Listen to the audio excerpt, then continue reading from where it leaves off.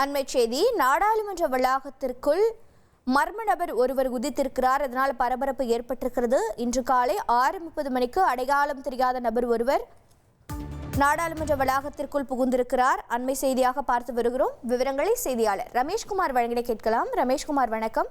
யார் இந்த நபர்? இந்த நபரின் செயலுக்கான நோக்கம் என்ன? மேலும் தகவல்கள் என்னென்ன? நாடாளுமன்ற வளாகத்தின் சுவரை ஒரு நபர் ஏறி உள்ளே குதித்ததால் பெரும் பரபரப்பு ஏற்பட்டிருக்கிறது.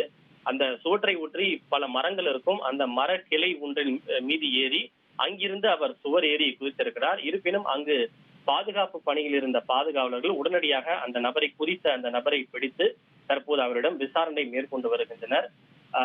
அவர் ஏதேனும் நாச வேலை செய்யும் நோக்கத்தோடு உள்ளே குதித்தாரா, அல்லது தெரியாமல் குதித்தாரா, அல்லது உளவு பார்ப்பதற்காக குதித்தாரா என்கிற பல்வேறு கோணங்களில் விசாரணை நடைபெற்று வருகிறது.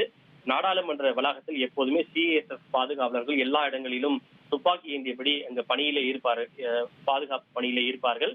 எனவே சுவர் ஏறி குதித்த அந்த நபரை கண்டதுமே அவர்கள் உடனடியாக பிடித்து தற்போது விசாரணை மேற்கொண்டு வருகின்றனர்.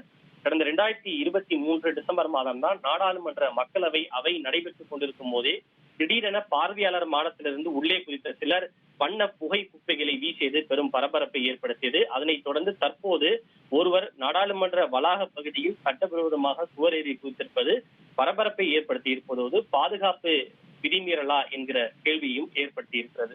உங்கள் தந்திவன் தொலைக்காட்சியில் CID சகுந்தலா வெள்ளிதோறும் இரவு 8 மணிக்கு காண தவறாதீர்கள்.